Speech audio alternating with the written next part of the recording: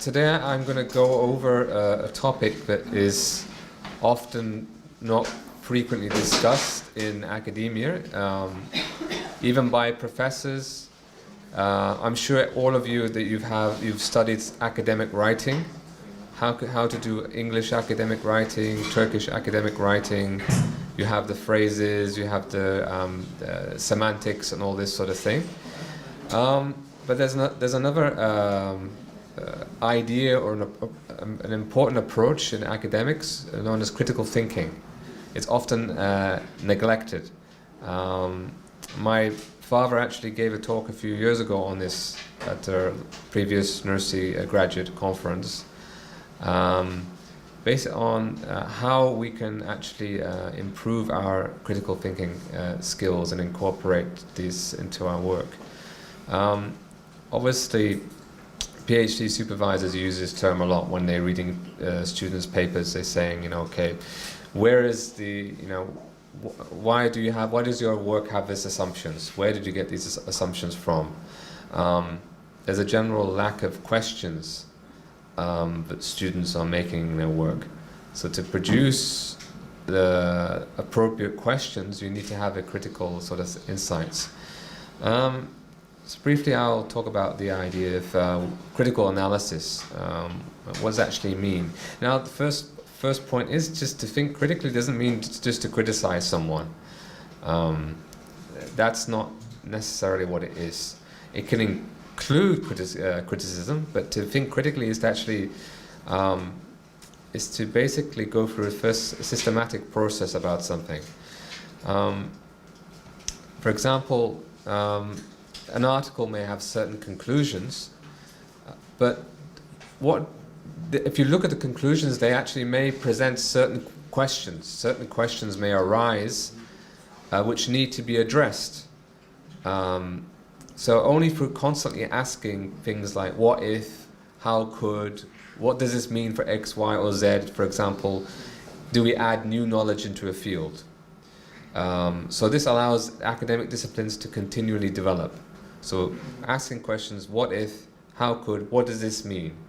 So we always have that critical, almost skeptical eye while we are studying, while we are going through a writing, while we're looking at someone's work. We're always having a questioning. Almost imagine there's a certain mentality, someone's a conspiracy theorist. So we have to try and think conspiratorially when we're looking at something. There is, is there a bias in someone's writing? What perspective does he have? Do we just accept this reference as given? So we have to have this almost conspiratorial mentality almost.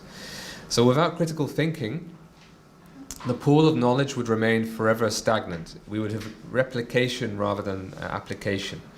A lot of students' work is just description. Particularly in, I hate to say, from Middle Eastern countries, a lot because they have a lot of respect for certain people. They just want to produce works of description. Usually, students with more traditional educational backgrounds haven't really been introduced to critical thinking very, very well. So there's this general lack. I want to quote someone called Michael Scriven. And about what you said about what critical thinking is. It may sound a bit technical, but I'll give an explanation at the end. So he says, critical thinking is the intellectually disciplined process of actively and skillfully conceptualizing, applying, analyzing, synthesizing, and evaluating information gathered from or generated by observation, experience, reflection, reasoning, or communication as a guide to belief and action. In its exemplary form, it is based on universal intellectual values that transcend subject matter divisions, clarity, accuracy, precision, consistency, relevance, sound evidence, good reasons, depth, breadth, and fairness. It entails the examination of those structures or elements of thought implicit in all reasoning: purpose, problem or question at issue, assumptions, concepts, empirical grounding, reasoning leading to conclusions, implications and consequences, objections from alternative viewpoints and frame of reference. Critical thinking, he says, in being responsive to variable subject matter, issues and purposes, is incorporated in a family of interwoven modes of thinking. Among them, scientific thinking, mathematical thinking, historical thinking, anthropological thinking, economic thinking, moral thinking, and philosophical thinking. So, if you want to simplify this definition somewhat, I'm not sure if it's Einstein who said this, but if you want to explain something, and a 6-year-old is not able to understand it, chances are you don't understand it yourself. You don't have a firm ground. Or there is often some people say, "Oh, please explain this to me," and they'll say, "Oh, it's too complicated." Well, if it's too complicated for you to explain, then it's too complicated for you to understand. And if you want to understand something, you have to be able to unravel it as well. So these, let's play an imagination now. Imagine we're writing an article on Nursi, or we're writing a dissertation on Nursi. Here are some things we can ask about the subject and place his work to a form of critical scrutiny. So this could be either we're looking at Nursi's work or looking at somebody who's written about Nursi. So the first question is, what is the author's approach or perspective? And is there another theoretical or philosophical approach which he might have taken? So first at the outset, these two questions are considered when we're trying to locate a writer in a particular type of thought or a particular type of tradition. It might be a formal tradition, or it may be just like a particular trend that's adopted by various thinkers, whether it's in the same period or another period. So where does he get his ideas from? Does he borrow any ideas? Does he have an intellectual heritage? There's actually very few ideas that are produced by people in a vacuum. Often writers, even if they're prominent, look at, say, Karl Marx, for example. People say, they talk about Marxism and as if he just created this thing called Marxism. No, I mean, his ideas have there are roots. So there are people who influence Marx. And of course, Marx may have synthesized some things, added his own things, but we have to always look at things from like a linear continuum, as an intellectual continuum, as an intellectual legacy, and we have to always realize that continuum changes depending on the time, the evolution of the thought of the author, what biases, what things happen to him in his life. So we have to think not just conspiratorially, we have to think skeptically, we have to think in terms of the experience of the person.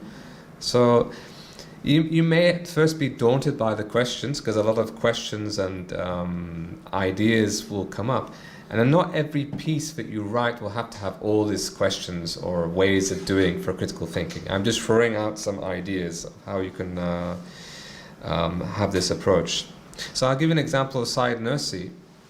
Let's try to locate him within a particular theological position. There's his idea on free will and predestination. You can ask, is he an Asharite or Mutazilite? People might simply read somewhere, or they possibly heard someone say that he was an Asharite. And because they trusted what they read, they became satisfied that this was the case. But obviously this is not critical thinking. If you subject his work to scrutiny, his theology, it actually, this is like generally Nursi's work himself, you may find that you can't put Nursi into a box. But to do this, you have to read the whole of the Risale in a critical light, as well as any work that's written about Nursi's theology. You have to think, why has that author reached that conclusion? Rather than just reference he's an Ash'ari or he's a Mutazilite. So you have to look at different things very, very carefully, how he phrases things, what authors he references. I mean, just according to my father, Nursi actually youth adopts both camps in different contexts depending on the arguments. So sometimes he sides with the Ash'arite, sometimes he sides with the Mutazilite, sometimes he is Maturidi, depending on the situation, depending on the context. You can't really pin him down into a particular taraf, as we say in Turkish. But this requires a critical, analytical approach. Then there's Nursi's idea of wahdat al-wujud and wahdat al-shuhud. To translate that, the first one, unity of existence, second one, unity of witnessing. So many people may assume that he favors one form over another. However, a critical approach may reveal that he actually sees them as approaches which more or less signify the same thing, which is, an interesting conclusion you can make. So without critical scrutiny of the whole of Nursi's output, rather than reading bits and pieces, often students may just look at small things or search quickly an article and say, oh, that's what he says. But then the Risale, like the Quran in a similar way, though it's just a vague reflection, the Risale is actually talking to each other. Different parts of the Risale talk to each other, and they look to each other, and they reference each other. So we have to see the Risale as a kind of a unity, because it's trying to be an exegesis of the Quran. We have to try and see it as a unity. So we have to have a general idea of the gist of what the whole Risale says before we can just assume a certain approach that Nursi has. When did he say this? In what context? So without critical scrutiny of the whole of Nursi's outputs, at the realization that he has about how he uses these concepts of wahdat al-wujud, wahdat al-shuhud, we may not have come to realize this. So it's often said the Risale is a mirror held up to the Quran. And from this perspective, you can see that the Risale is encouraging a critical sort of what we say in Turkish tefekkur, contemplation. So always we have to stop and contemplate what we have just read, rather than just take it in. It can become a habit just to absorb information. You may find some information you're looking for from an article and just accept it as useful. But the danger is just taking things on face value without seeing its context. We also need to ask what is left out of the text, and why is it being left out? And does the author write from the perspective of an insider or an outsider? The issue of insider-outsider involvement is very, very important when we are studying secondary sources on Nursi, some of which are written by his disciples and those who identify themselves as admirers. So if someone follower of Nursi has written something, how does this affect what is being excluded or included in the particular work? So often an omission of something that is not there, can tell us a lot in comparison than mentioning certain things. Why has this not been mentioned? So think about what the consequences are. So another question, a critical question we can ask, are the points made by the author supported by evidence? So when Nursi is using arguments, for example, Nursi often uses the word proof. These are proofs, for example, when he's arguing about the resurrection. I will give certain proofs, he says, for this.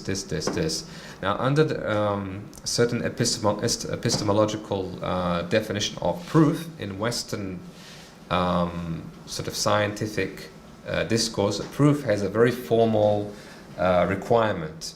You have to go through a scientific method is one. There is a mathematical proof. So there are logical ways of reasoning. But so when Nursi, often this comes from translation, when Nursi says the word proof, you have to think, what do you mean? Which type of reasoning is he employing? Which type of approach? Which methodology? Is he using a holistic form of proof? Is it from the traditional sciences? So is it appealing just to reason, or is it a naql? Is it aql? or is it something completely different? So whenever we come across terms that Nursi uses in his text, I think we have to stop and get our thinking cap on, especially when it's ambiguous. So we can in fact ask whether the author even uses valid reasoning in the first place. There's the idea of a sound argument and a fallacious argument. For example, the premises and conclusion can be true or false. The chain of reasoning itself can be valid or invalid. The argument as a whole is either sound or unsound. So the chain of, for example, the chain of reasoning may be valid, but the argument can actually be unsound.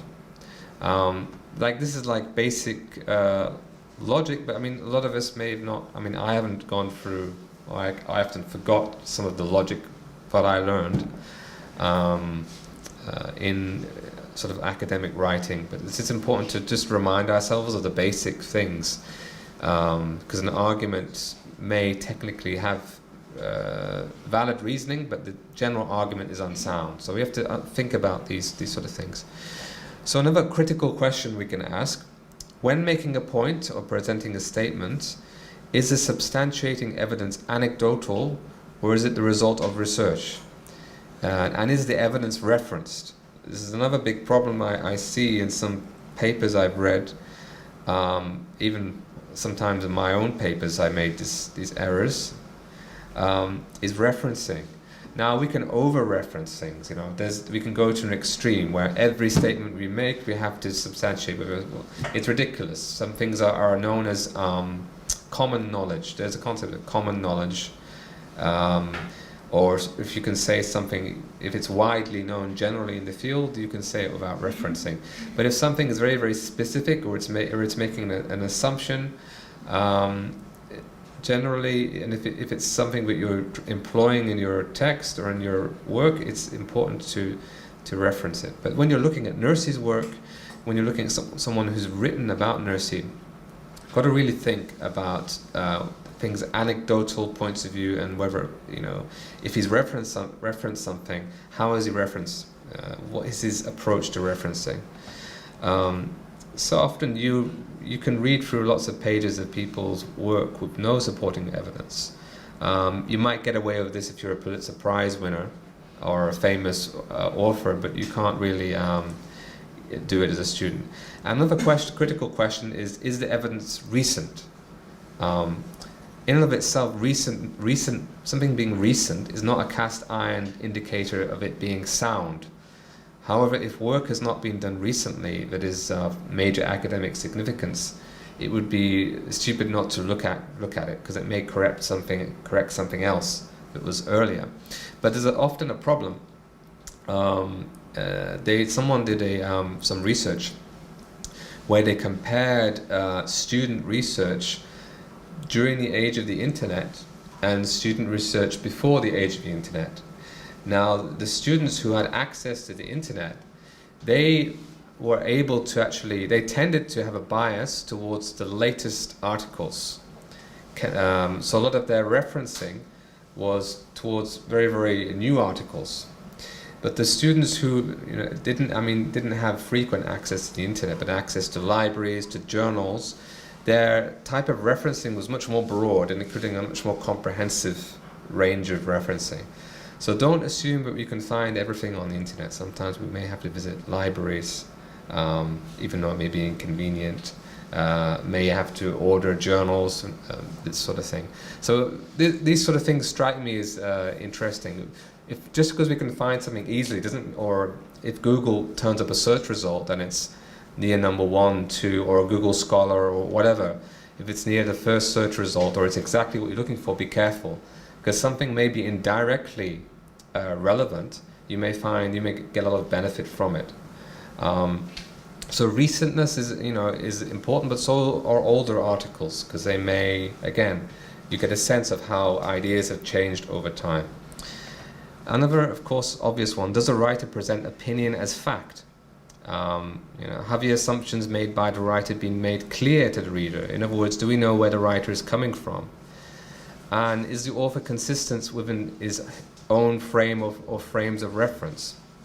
So this is the issue of contradiction. Does he contradict himself? Does he say one thing in one place and another? And is this down to bad scholarship, or is it does it reflect the development of his ideas over time? Because an apparent contradiction may not be a problem if it actually reflects how his thought has changed. It may be useful, or it may just be down to the fact that he's not consistent and he or she is not consistent in their writing. Another critical question we can think about is, does the writer oversimplify complex ideas? Or does he make things too complicated? Does he make simple things too complicated? And particularly in sociology, there's a big problem. I see it as a problem. Sociologists generally are not very good writers. And they can take an idea that is quite simple and write lots of pages. I'm thinking people like Michel Foucault, for example. They write long pages about something you could write in just 2 pages maximum. So they overcomplicate. They use lots of terminologies. They play with language. If you start seeing someone who writes like this, he's how do you say? We say in philosophy, he's more like a sophist. He's just practicing sophistry, not academics. But then there's the other extreme where you can oversimplify complicated things. And you're just using common language. So we have to think about these sort of things. For example, you can't simplify the issue of free will without harming the integrity of the arguments to some extent. However, when Nursi simplifies a complex concept, it does provide the reader with at least an authentic taste of the full meal as a metaphor. Does a writer make unsupported generalizations? And does he make reasonable inferences? Does he represent the ideas of others accurately? Does he represent them fairly? Does the writer use unfair tactics of persuasion, such as appeal to prejudice or fear? So he uses appeal to emotion, for example. Sometimes, of course, that may be, if you're reading called the Risale, you can't criticize appeal to emotion because human beings are emotional creatures.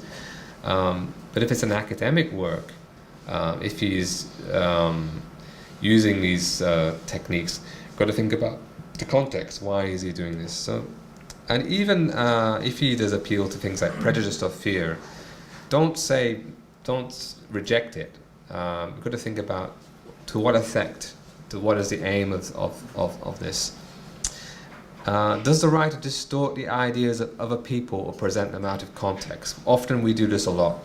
We say, oh, this guy says this, this guy, or we reference someone and assume that they're saying this, and oftentimes this is we don't have a time to read an entire article or paper. Most of us have lives, to attend. So perhaps we should put a disclaimer at the end of our article. Maybe any articles or people referenced, may not be entirely accurate. But we should clarify that. But generally, we should try not to distort the ideas of people we're mentioning, at least at length, in our work. For example, I'll give an example of Nursi. He's known for his criticisms of a number of medieval scholars, such as Farabi, Ibn Sina, and Ibn Arabi. So, is he actually, on the points of criticism, does he present them out of context? Does he present these figures in a way which gives us only a partial picture of them? And you've got to think, why do you think he does so? How would you characterize the tone of the writer? And how does the tone affect your response to the text? If we are thinking of Nursi here, the tone is important. So the tone can speak volumes about his personal situation, the historical content, his possible state of mind, and the audience. So think about the audience he's addressing. Someone once came to me and said they read the Nursi's treatise on nature, and he says, I think it's stupid. Why is he writing like this? He's using insulting language for the naturalist, this sort of thing, this. So she wasn't happy, but it didn't fit a very formalistic, formulaic, very rigorous sort of treatise. It seemed to veer from very deep philosophical meditations to insults and but the reason is she didn't think critically. What is the audience of this? Who is the audience of this treatise? Who is he writing for? What's his state of mind? What's the historical situation? What's the personal situation? What's the aim? If we're taking this into account, we can extract from that text things that we need from it, and then we can place in the right context the reasons for these sort of apparently annoying approaches, or the tone of it. More critical questions we can think about. Does the writer's language, tone, or choice of examples reveal any biases? If so, do the writer's biases reduce his or her credibility? Do our reactions to the author reveal biases in our own way of thinking? If so, how do we ensure that we do not reproduce such biases in our writing? Does the text challenge our own beliefs, values, and assumptions? And if so, how do we deal with our author fairly? So these are some of the questions we have to consider when we think critically about author. I mean, of course, there's quite a few questions there I mentioned. It's not an exhaustive list. 9 times out of 10, when students have been accused of not thinking critically, which includes myself, it's usually they create a narrative which lacks questions. If you're writing a work, okay, which doesn't, the key word that Professor Farad Alatas used was problematize. If you don't problematize something, if you don't see something as, okay, this is a piece of work, this presents a problem, okay? So I want to talk about a problem, okay? What is the problem? And how can we explore this problem? What are the implications of it? What things does it connect to?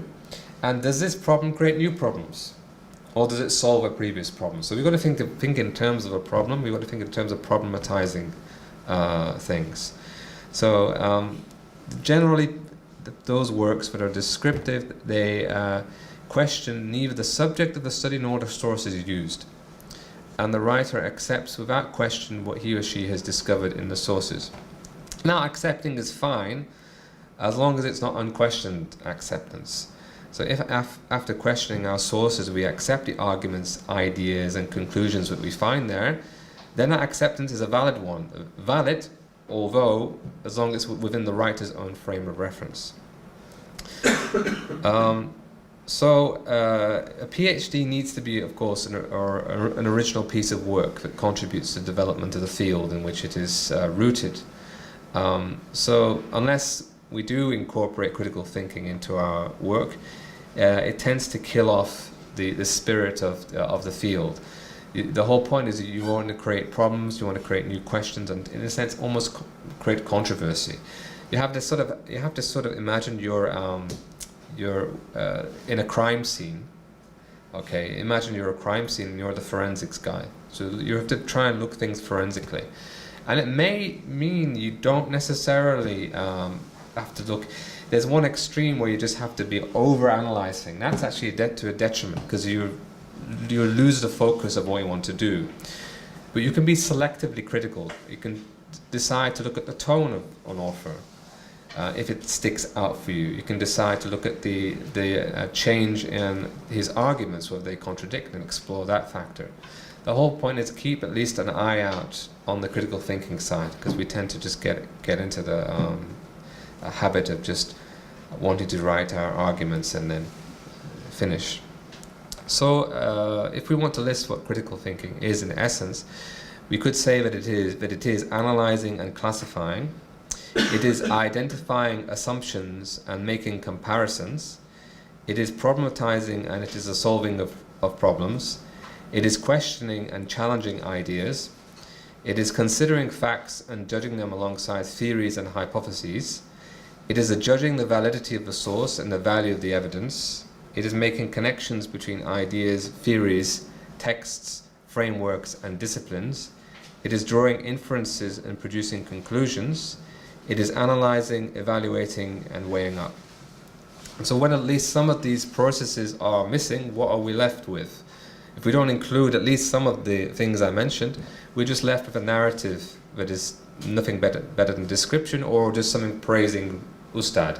Ustad is this, or this. Okay, I mean, you see some writers, they always say, don't use Imam Nursi, please. Don't use Imam or Ayatollah Nursi or anything like this. It's not not good.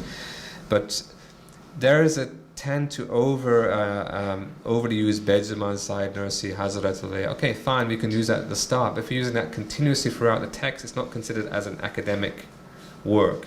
It's people may outside our group may see it as kind of biased, because we have to place some emotional distance from the work we're looking at if we want to work in or be at least academic in that sense. We can, of course, have respect for the author. The imams, the four imams, they had quite thick skin actually. They didn't stop criticizing other people or each other, but it was always done with adab.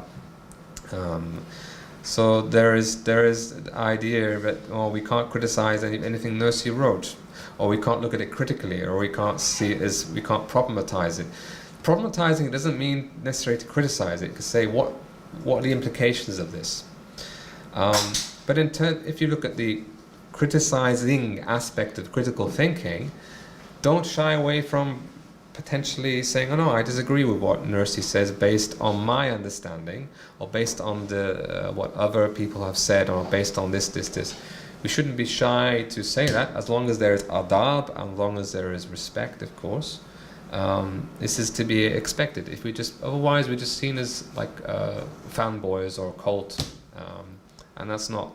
Nursi didn't want. Actually, Nursi said to his students, first of all, I am a student of Risale, so he said I am a student of Risale, and also please engage with the Risale and criticize me if you feel you need to criticize me. Of course, with respect. Of course, they didn't like doing it. None of us like doing it, but sometimes we have to be brave enough to do so. Firstly, with our own work, of course. So the inability or unwillingness to think critically has many reasons, not least the deficiencies which inhere in educational systems, where at the lower levels rote learning predominates, or where inordinate esteem, excessive esteem is given to the ustad, who is a figure of authority and must never be questioned. Again, in a lot of countries that seems to be the case. Don't question the teacher. The teacher walks into the room, he's like God, and this sort of thing. So, of course, everything has its correct place, and learning how to criticize is important. So we need to decide then which conventions are cultural rather than scriptural constructs. And if they are detrimental to our quest for a certain amount of emotional distance, then discard them. If something is impeding or stopping you from having emotional distance from the text you're studying, you need to think about that carefully.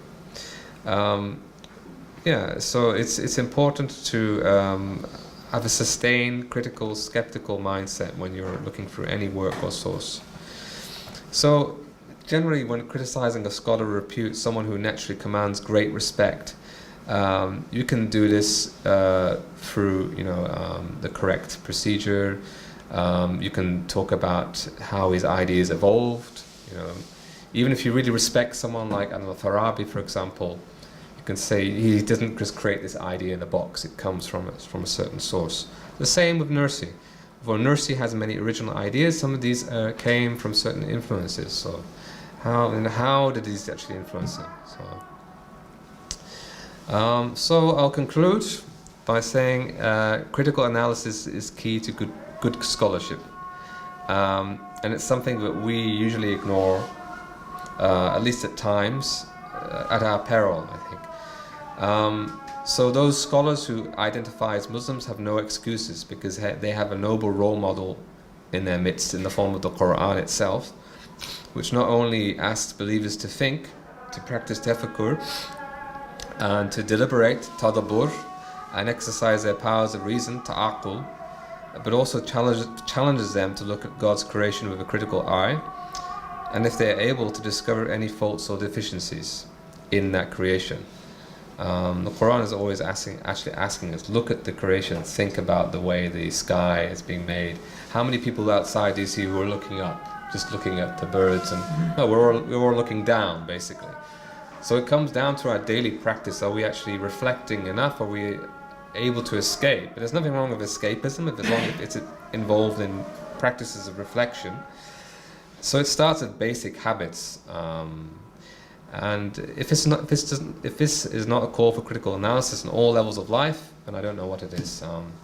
Thank you very much.